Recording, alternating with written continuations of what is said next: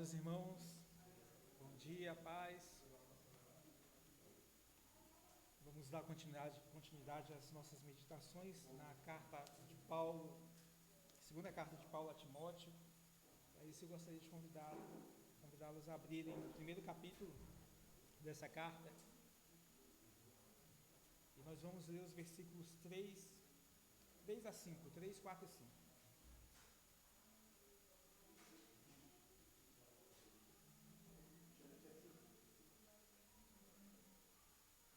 2 Timóteo, capítulo 1, versículos 3, 4 e 5.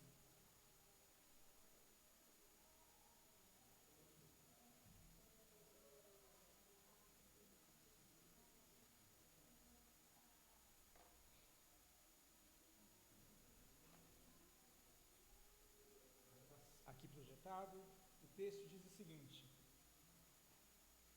dou graças a Deus, a quem sirvo com a consciência limpa, como o serviram os meus antepassados, ao lembrar-me constantemente de você, noite e dia em minhas orações.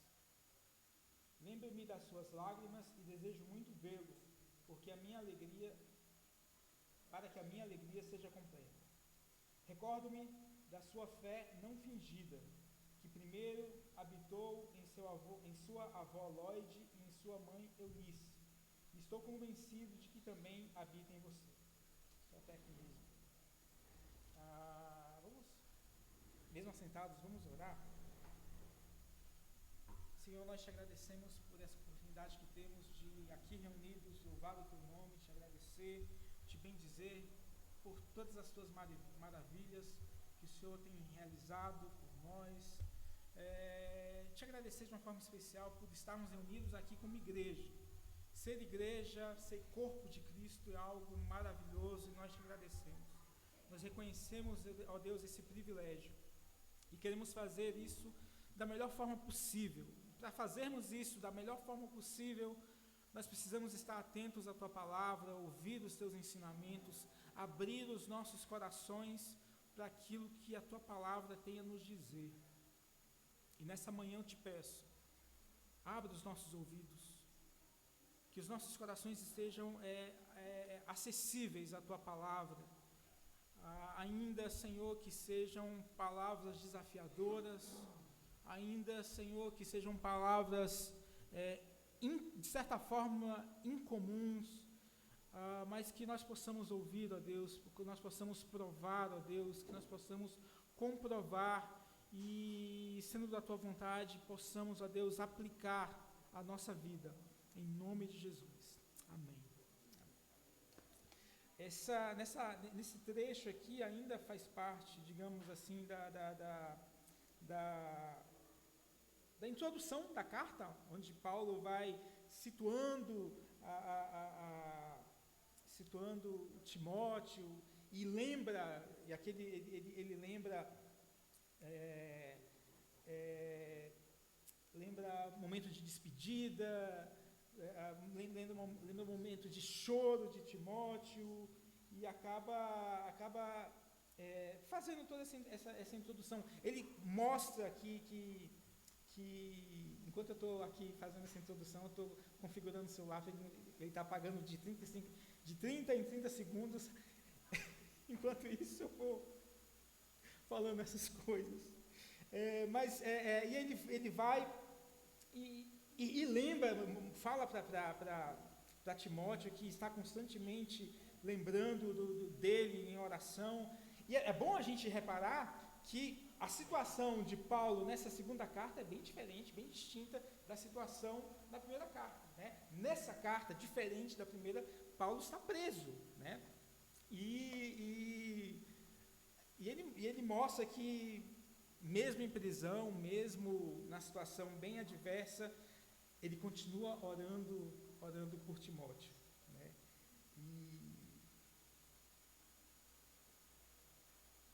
E agora eu já configurei e posso ir direto para a mensagem. É feita essa introdução, né? Tem toda essa saudação e Paulo mostra que que para que a sua alegria fosse completa, ela só seria completa se quando voltasse a ver Timóteo, e lembra constantemente de Timóteo em suas orações e tal, e fala das lágrimas de Timóteo, e essas lágrimas, a gente imagina que essas muitas lágrimas de Timóteo aconteceram no momento da despedida, de quando eles estavam ali juntos e tal. Mas eu queria focar a mensagem, a meditação dessa manhã, em algumas coisinhas aqui que me chamam a atenção. Quando ele fala, sirvo com consciência limpa, de que forma? Como serviram os meus antepassados. E parece que há um paralelismo logo em seguida, porque ele fala da fé de Timóteo, que faz uma referência, que tem uma característica ligada aos antepassados, aos pais de Timóteo também. Fala, sua fé não fingida, que primeiro habitou em sua avó Lóide e em sua mãe Eunice. De certa forma, aqui, Paulo fala de características da fé que eles tinham, tanto Paulo como Timóteo, e características que foram herdadas de seus pais, de seus avós, de seus antepassados, né?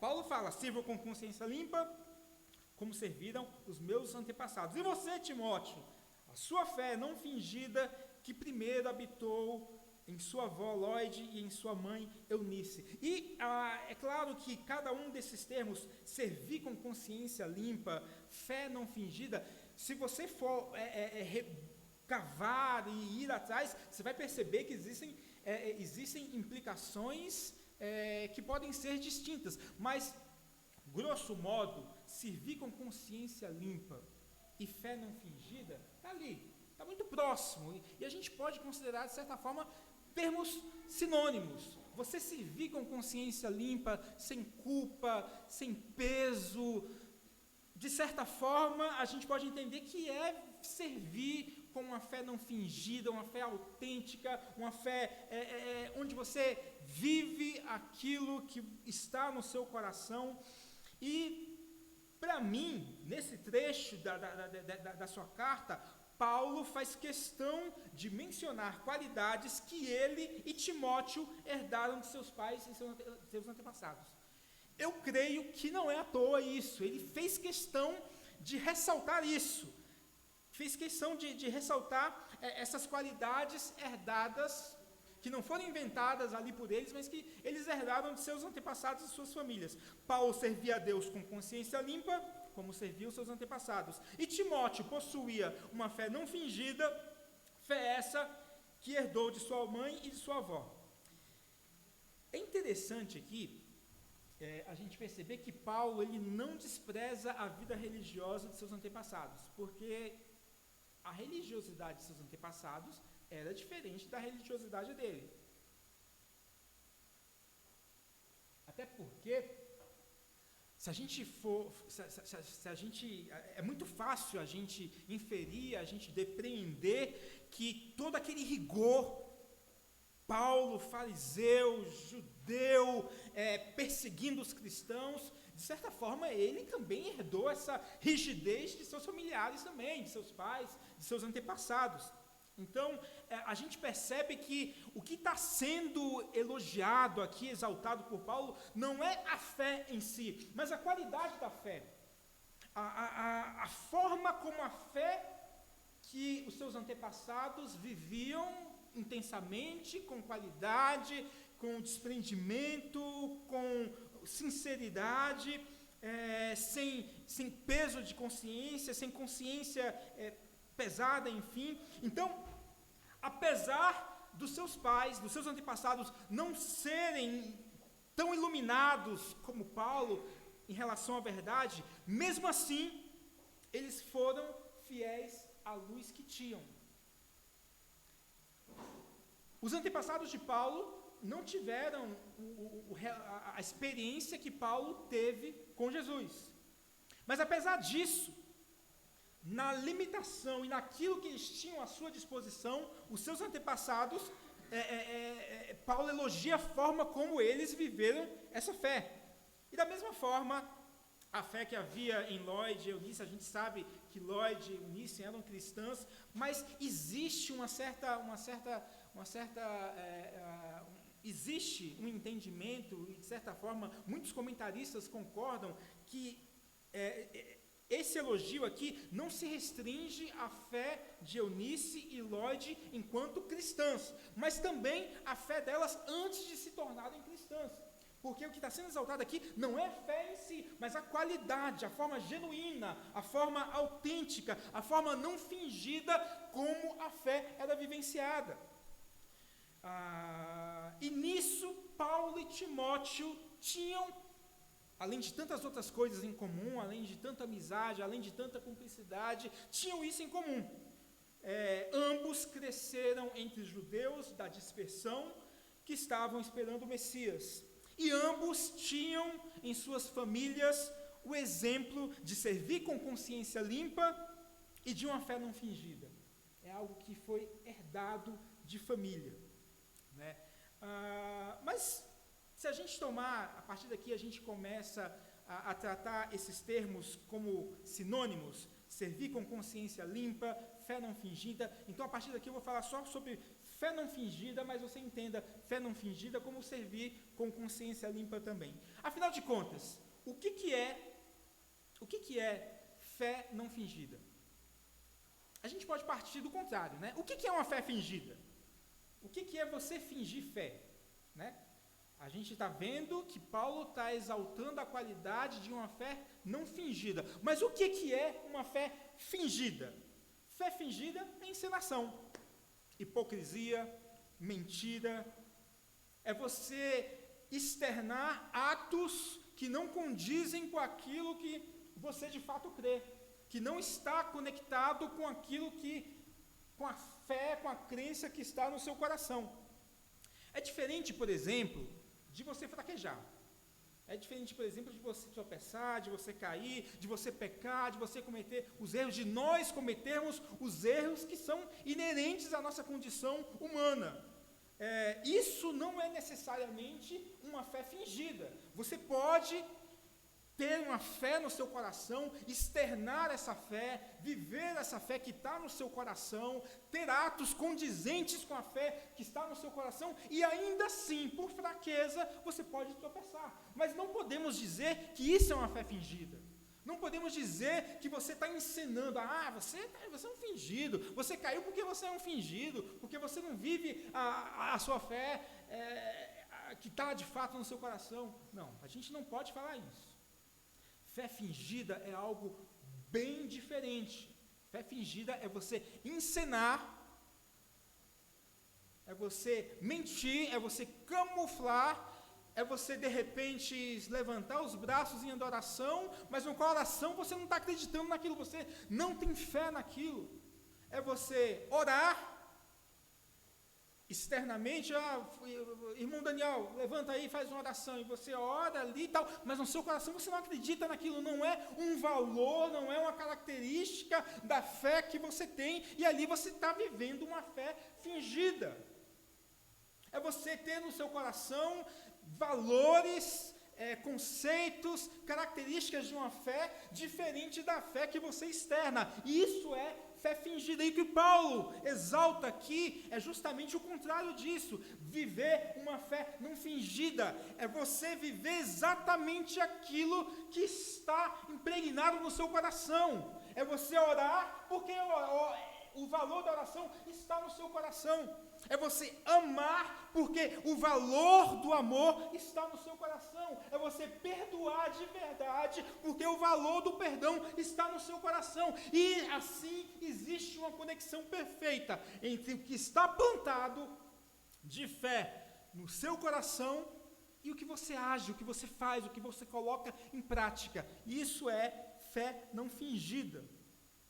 A pessoa pode ter uma fé sincera, uma fé verdadeira, e mesmo assim tropeçar, cair, pecar, isso faz parte.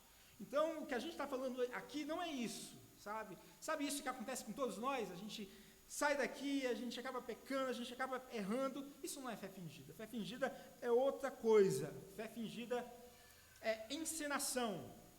No coração você ter uma fé e na aparência você ter outro tipo de fé. Ou mesmo no coração não ter fé nenhuma, mas na aparência você simular uma vida de fé. E aí começa a primeira grande questão.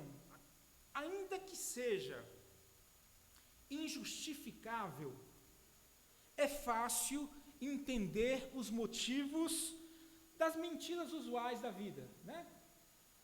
Eu sei que vocês não costumam mentir, mas as pessoas que mentem, elas acabam tendo um motivo para mentir, sabe? De repente, deixa eu ver, de repente ligam lá para o seu trabalho, né? Ligam, você atende, aí vamos tentar minorar, né, as coisas aqui, para não ficar muito feio. Aí ligam lá, no tempo de trabalho presencial, ligavam, aí fulano está? Aí você olha, para você, aí não estou não, fulano não está não. A gente entende esse tipo de coisa, a gente entende esse tipo de encenação, a gente entende, de repente, você está passando, caminhando na rua, e vem um pedinte, me dá R$1 aí, hoje não estou podendo. Não está podendo? Você passa. No nosso dia a dia, a gente consegue entender essas questões usuais, injustificáveis, mas que a gente acaba entendendo o porquê que elas acontecem. Injustificáveis, mas nós entendemos o porquê que elas acontecem. Mas fingir tantas outras coisas é muito fácil de entender. Mas o que leva alguém, um ser humano, um indivíduo, a fingir fé? Por que alguém fingiria fé? Numa sociedade livre como a nossa, em tempos onde você tem liberdade para adorar quem você quiser, para você expressar a sua adoração ou expressar a sua falta de fé, e ninguém vai te condenar por causa disso, o que leva alguém a fingir fé? Encenar fé? O que faz alguém fingir que crê? Já parou para pensar nisso? O que faz alguém fingir que acredita, sendo que não acredita? Ou será que isso não existe? Existe. Existe. E são por motivos tão, na maioria das vezes, bobos, mas por motivos sérios também. A gente pode citar, por exemplo, as pessoas fingem fé, encenam fé, por receio de não serem aceitos. Acontece isso? Receios de não ser aceito. Ou pelo medo de ser taxado de herege. Quem gosta de ser taxado de herege aqui? Quem gosta? Eu herege. Herege. As pessoas quando falam herege, elas até enchem a boca. É um herege. Né? Quem gosta disso? Ninguém gosta. Quem gosta de repente, estar lá no movimento da igreja e tal, e todo mundo, vamos por fé fazer isso, e aí vai a multidão, não, vamos sim, tal, é pelo Senhor, e de repente, você no momento de sinceridade ali contigo, você pensa, caramba, mas eu não acredito nisso. Mas você vai, por quê? Por pressão, para você ser aceito, para você não ser rejeitado, para não ser apontado como incrédulo, né? Carnal. Quem gosta de ser taxado de crente carnal aí? Está todo mundo lá, os santarrões na igreja e tal, os mais fiéis e tal, os mais devotados, aí de repente vem um carnal. Não estou nessa vibe. Quem gosta disso? E aí por conta disso, por conta dessa pressão, a gente vai e embarca, né? A gente vai e faz. Então, se a gente se questiona por que as pessoas fingem fé? Por pressão. As pessoas fingem fé por conveniência. Eu estava preparando essa mensagem, e essa mensagem estava indo para uma direção, mas essa direção não vingou, mas para essa direção que não vingou, eu estava fazendo uma pesquisa sobre a população carcerária, né?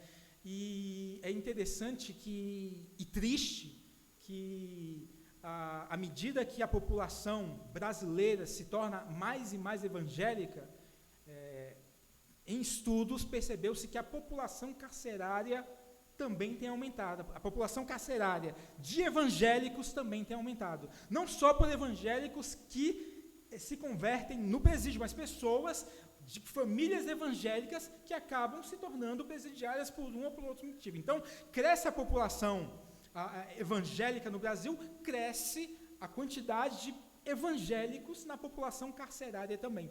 E um fenômeno que acontece nos presídios, principalmente do Rio de Janeiro, é o seguinte: como geralmente os evangélicos são mais, pelo menos no ambiente carcerário, eles são mais corretos, mais certinhos, o que fazem? Acaba que a direção dos presídios acabam reservando celas especiais, mais organizadas, para os crentes do presídio.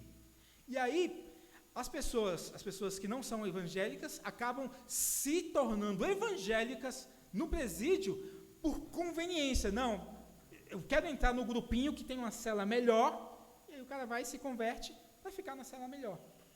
É terrível, mas isso acontece, né? Então a gente vê que por conveniência as pessoas fingem fé, né?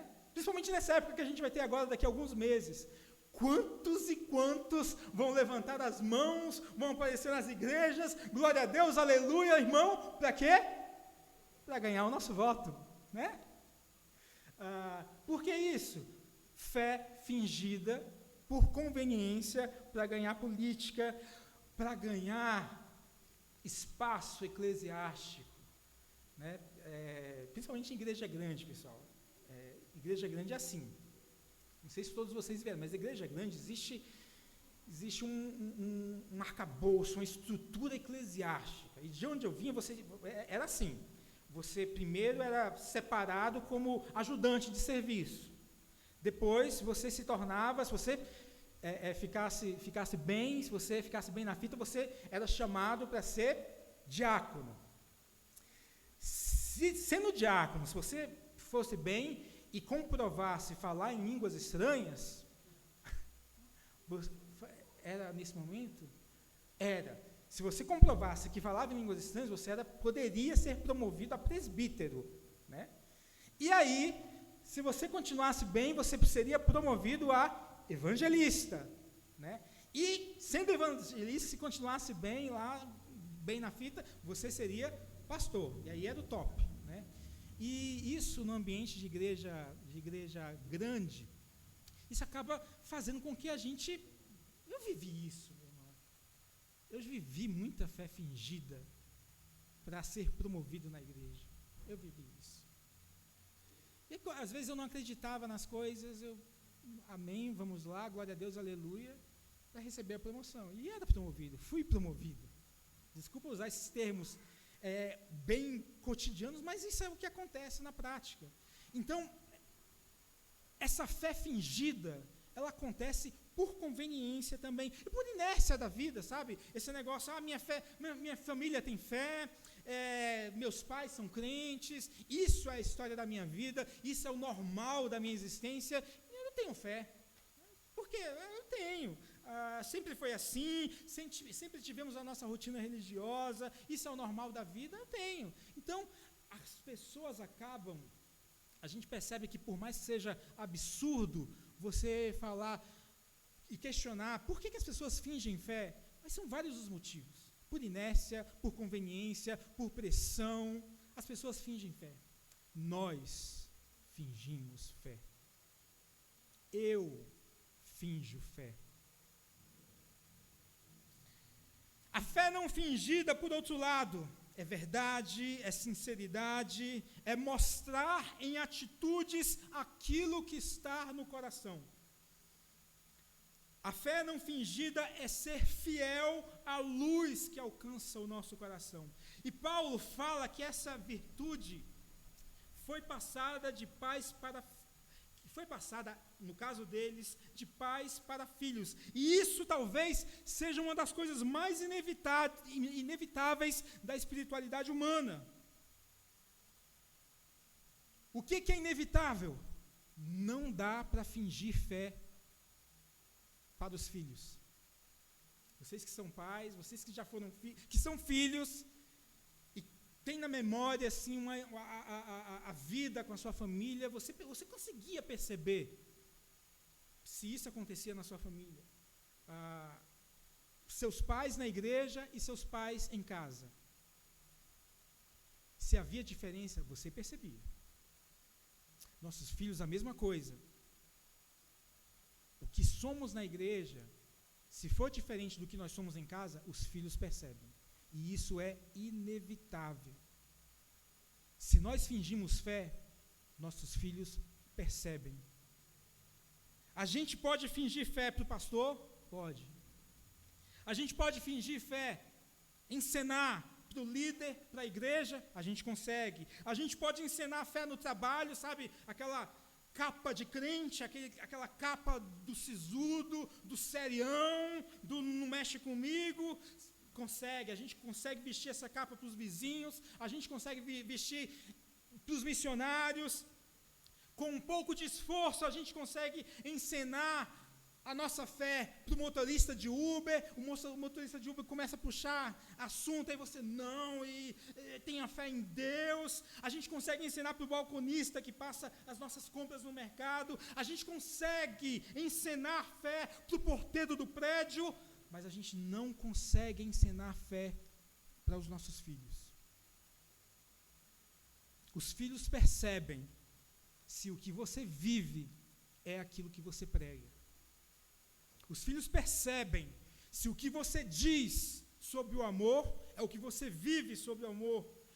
Os filhos percebem se o que você fala sobre perdão na igreja é a mesma coisa do que você vive de perdão em casa. Sobre misericórdia, sobre respeito, sobre não violência. Os filhos percebem se na igreja você, não, violência não, mas em casa é um violento em palavras, em atos, em atitudes. Os filhos percebem quando a fé é fingida. Os filhos percebem generosidade, se existe descolamento entre aquilo que você fala e aquilo que você faz. Os filhos percebem se você vive o que fala sobre equilíbrio, temperança, autocontrole, e aquilo que você pratica, até mesmo na educação deles.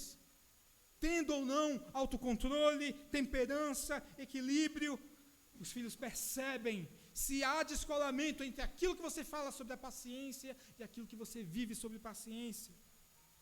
E essa visão privilegiada dos filhos faz com que eles assimilem a qualidade da fé que nós vivemos. E aqui é interessante que é duas faces bastante distintas de uma mesma moeda. Que moeda é essa? De um lado, nós pais temos que lidar com a impotência frustrante de não conseguir repassar para os filhos a fé que nós temos de uma forma automática. Sabe? É frustrante isso. Principalmente quando eles vão começando a se tornar adolescentes. Você vem com eles para a igreja, participam, é escolinha, é culto, é louvor, aí daqui a pouco eles estão tendo uma idade que você fala, tá, é isso, aí de repente ele vê, mas eu não penso assim. Aí você, oh meu Deus. E o que eu faço? Até 2 semanas atrás eu falava, X é X, X é 2, isso é isso. Ele, ok. Aí de repente você fala, isso é isso. Opa, não, eu não concordo. Por quê? Aí você, E aí você fica tentando achar algum dispositivo na mente dele para você, não, deixa eu abrir aqui, deixa eu implantar na mente dele o CD da fé em Deus. Não dá, meu irmão. Caso bem pessoal, quando... Ai, meu Deus, até... Em determinado momento da vida do meu filho, ele virou para mim e falou, pai, eu não acredito em Deus. E aí, que botão que eu aperto? Que manual que eu vou correr? Foi um baque assim. Eu falei, como assim, cara? Não. E aí a gente fica nessa impotência. Jesus, a gente só pode correr atrás de socorro em Deus, e foram dias, meses, que a gente teve que entender o momento dele, até que, tendo várias conversas, várias orações, momentos de oração, até que ele falou, aquilo foi besteira, papai. Mas poderia não ser. E aí? Como é que a gente lida com isso? Meu irmão, esse é um lado da moeda. Não tem como replicar a nossa fé na vida dos nossos filhos. Por isso é importante o exemplo que os pais de Timóteo e Paulo tiveram. Mas isso não é garantia. Porque, na verdade, existe o outro lado da moeda. Se por um lado nós não conseguimos replicar a nossa fé no coração dos nossos filhos, por outro lado, dificilmente não vamos repassar para os nossos filhos a qualidade da fé que nós vivemos. Você percebeu isso?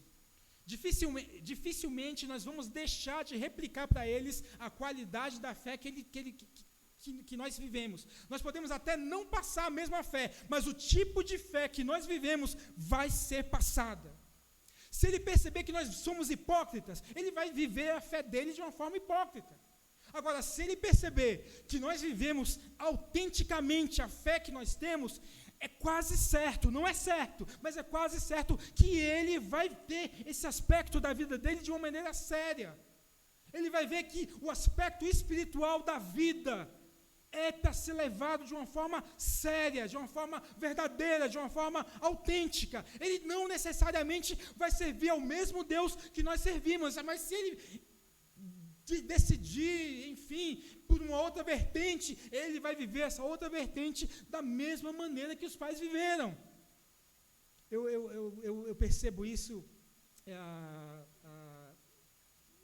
depois que os nossos pais se vão, e eu já perdi o meu pai e minha mãe.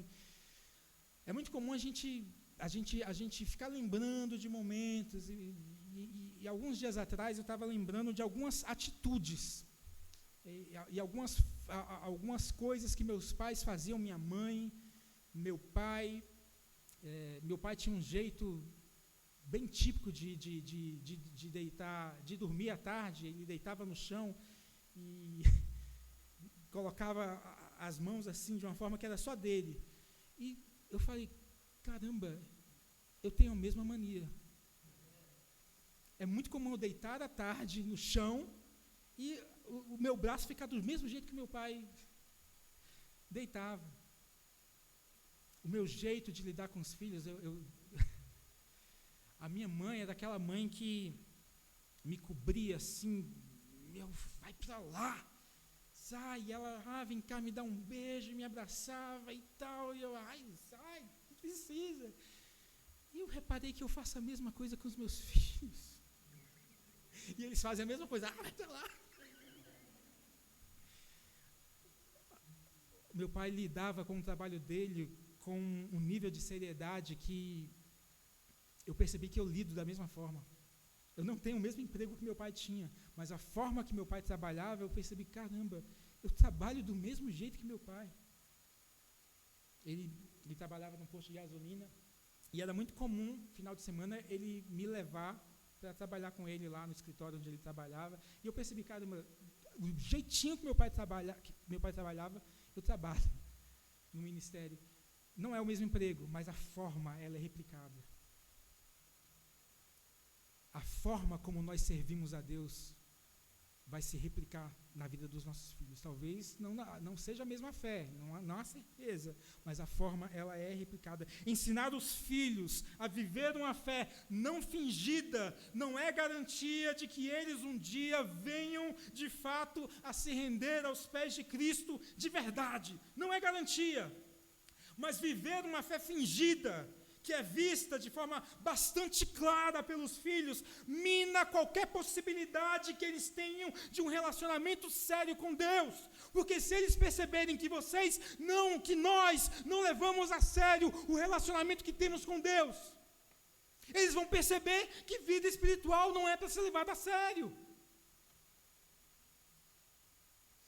É interessante notar também que o que está sendo exaltado por Paulo não é a fé em si, mas a qualidade da fé.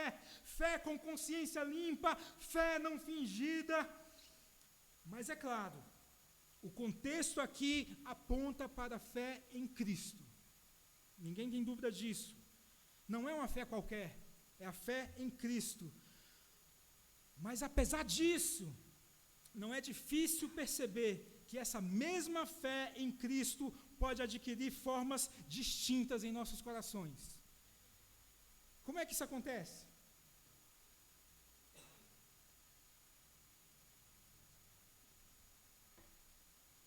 A fé que tem no meu coração é a fé em Cristo, mas ela tem um formato.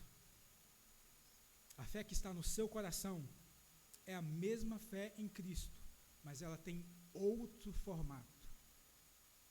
A fé que está no coração do outro irmão é a mesmíssima fé em Cristo, mas tem um outro formato.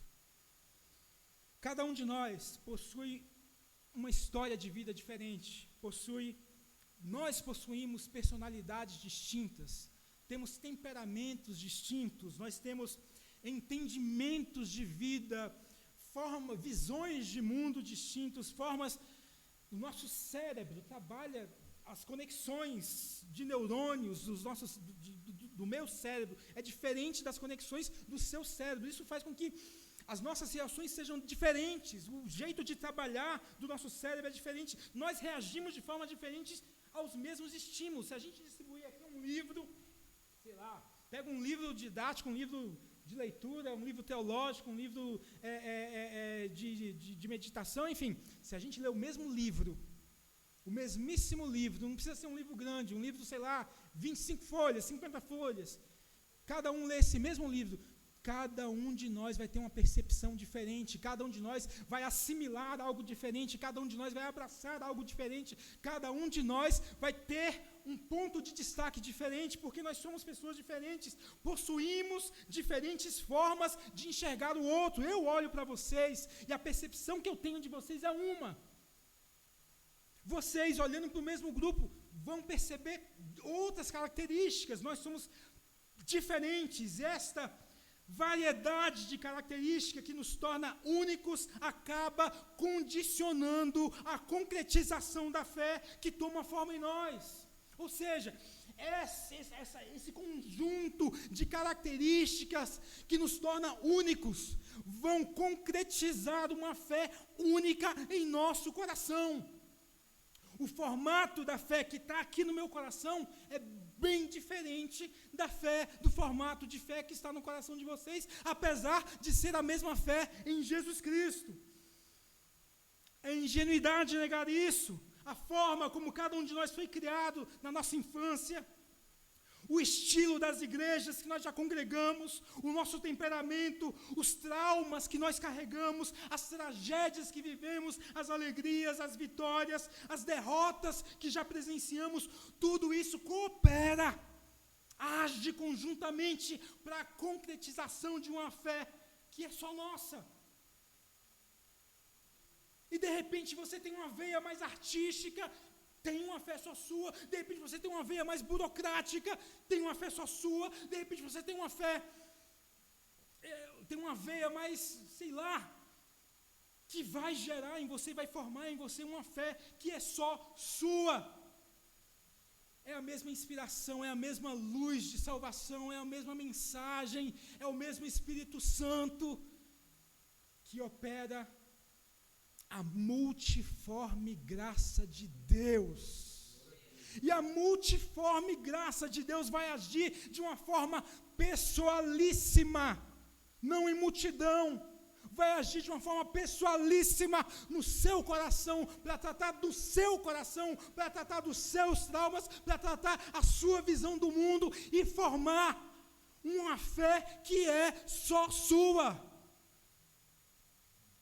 Se nós pudéssemos visualizar cada uma delas aqui, sabe, se tivesse uma impressora de fé, vai que existisse uma impressora de fé, aí imprimisse a fé de todo mundo e colocasse uma do lado do outro, a gente ia se espantar. Hugo, é assim que você vê a Trindade? Fulana, isso não é pecado? Nossa! Você acredita mesmo que o céu vai ser desse jeito? Uau! Corajosa, hein? A gente ia se surpreender. Se pudéssemos visualizar e comparar cada uma do lado da outra, certeza que todas seriam diferentes, apesar de ser a fé no mesmo Cristo. E aí, meu irmão, o mais maravilhoso, ou o mais assustador disso tudo, é que só há uma maneira de agradar a Deus diante dessa diversidade. E que maneira é essa? É viver essa fé em Cristo, que é só nossa, de forma não fingida. E aí, tem coragem? Tem coragem de viver uma fé não fingida? A fé que está no teu coração. Ah, mas vai ser diferente do pastor Rodrigo. Tem coragem?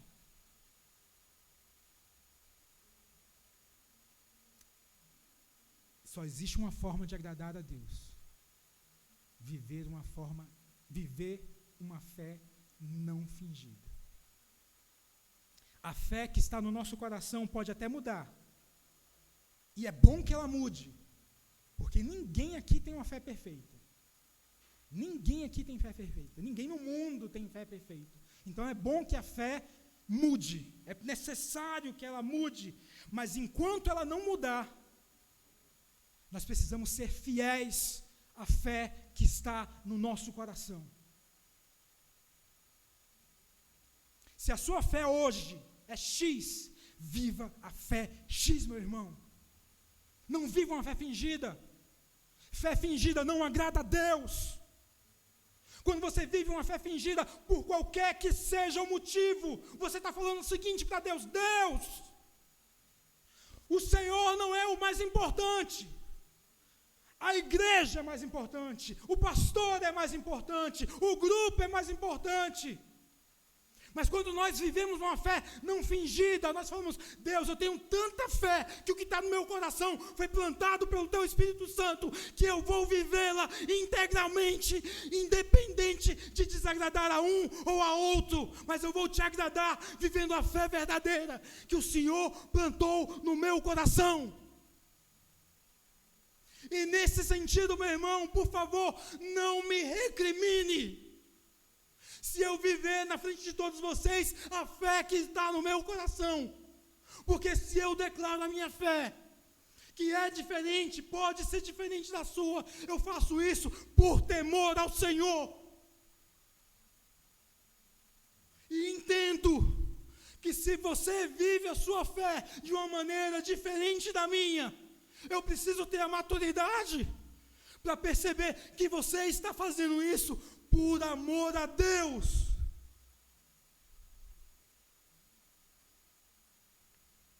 Nossas atitudes não podem variar da fé que está no nosso coração, senão estaremos vivendo uma fé fingida.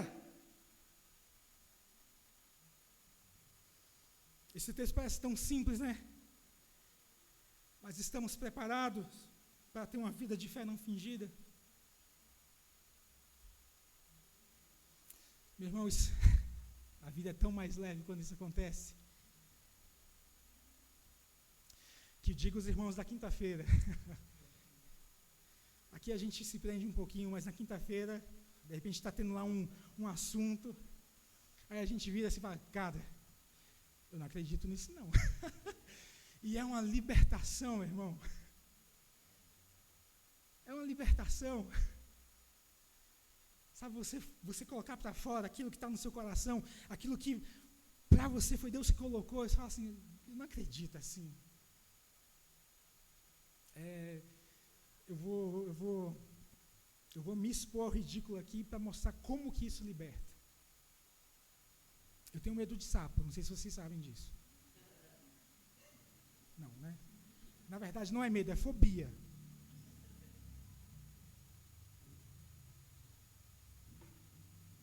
Eu sofri muito já com isso. Imagina um jovem cristão, adolescente, com medo, com fobia de sapo, e todos os anos participar de retiros em chácaras. Jesus. Meu Deus, era uma tortura para mim. Eu me lembro uma vez que a gente fez um retiro na chácara dos coreanos, é uma chácara lendária para a minha igreja mãe. Eu me lembro de um dia que o irmão Hilton Lobato veio com um sapo grande, enorme na mão, assim. E a gente estava reunido para o almoço e veio passando de um a um. Aí as meninas... E os caras, né? Estão saindo. E eu, Jesus, misericórdia. E eu sofri muito com isso. Até o dia que eu falei, galera, eu tenho medo de sapo. É uma fobia, é um problema. Talvez tenha sido um trauma de infância, mas esse é um problema que eu tenho. Por favor, me respeitem. E me respeitaram. Acabou a brincadeira com sapo, com perereca, com rã. Acabou. Foi um peso que saiu das minhas costas. Quando a gente vive a fé que está no nosso coração, é a mesma coisa. Acaba aquela amarra, aquele jugo, está apertado demais. Quando você fala, não, eu creio dessa forma.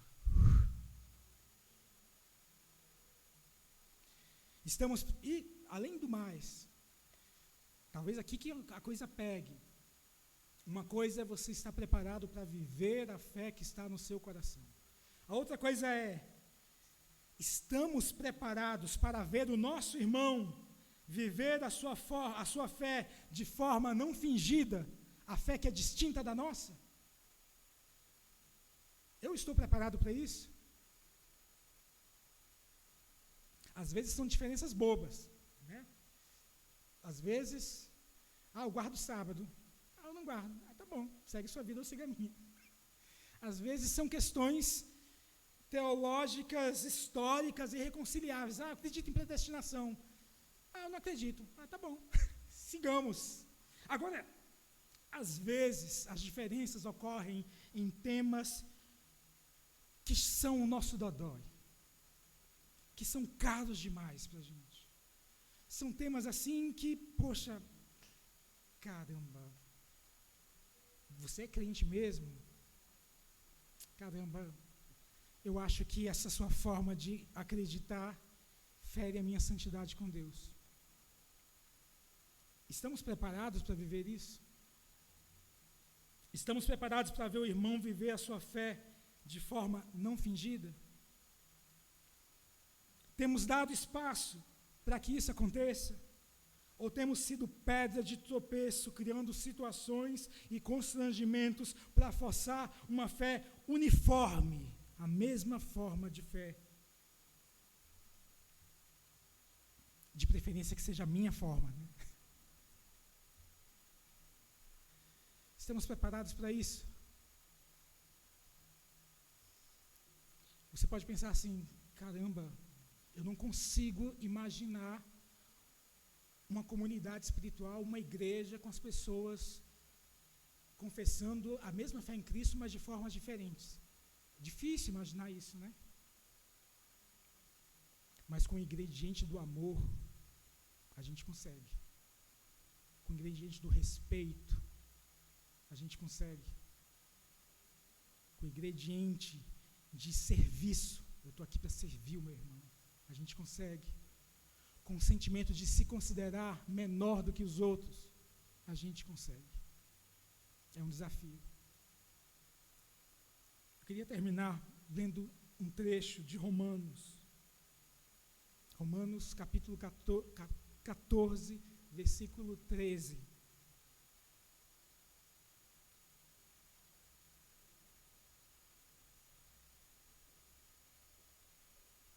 projetado já. Romanos capítulo 14, versículo 13. Diz o seguinte: portanto, deixemos de julgar uns aos outros. Em vez disso, façamos o propósito de não colocar pedra de tropeço ou obstáculo no caminho do irmão. Amém? Prontos para viver uma fé não fingida? Prontos para deixar o irmão viver a fé não fingida dele? Ou vamos deixar como está? Não, vamos fazer de conta que está todo mundo pensando igual, assim está melhor, assim não tem problema. A gente fica com o que... Não estou dizendo que está. A gente fica com o que é normal, de uma forma geral, ou a gente fica com o que a Bíblia diz, nos exortando, nos incentivando e nos dizendo que o correto é vivermos uma fé não fingida. Sermos fiéis à luz que iluminou o nosso coração e formou uma fé que é só nossa. Pode ser que daqui a 10 dias seja outra, mas sermos fiéis à fé que existe hoje no nosso coração. Amém? Vamos orar. Senhor, nós te agradecemos, ó Pai, pela Tua palavra, pela Tua mensagem, por esse ensinamento, Pai, que acreditamos que é do Teu Espírito Santo. Nós somos gratos a Ti, Pai, por termos sido alcançados pelo Teu amor, pela Tua luz, Espírito Santo, que veio e transformou a nossa vida, transformou os nossos conceitos, transformou o nosso coração e preencheu a nossa existência de um significado de fé. Mas, Deus, nós te pedimos, nos ajuda a vivermos de verdade a fé que há no nosso coração, sem fingimento, sem encenação, buscando agradar a Ti, meu Deus, buscando agradar ao Senhor da igreja, ao Pai que está nos céus. Nos ajuda, Pai, a viver isso de verdade, sem fingimento, com sinceridade.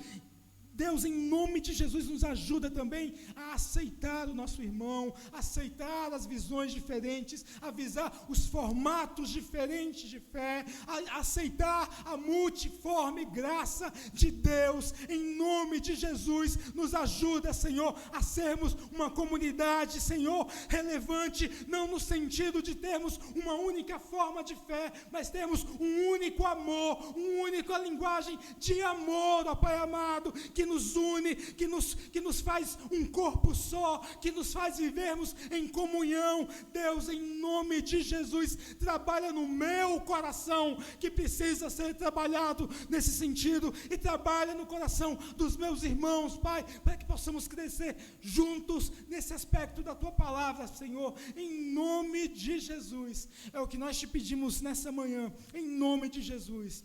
Amém. Amém. Aleluia. Vamos cantar?